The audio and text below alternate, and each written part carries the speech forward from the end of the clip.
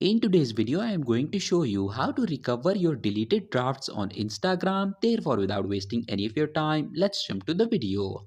So if you want to recover your deleted drafts on Instagram, what you need to do is to open the Insta application. Click on these three horizontal lines at the top right corner of your screens and then tap on your activity. Now you need to scroll down and click on the last option, download your information.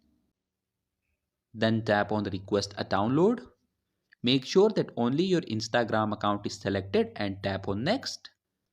Click on the second option, select types of information.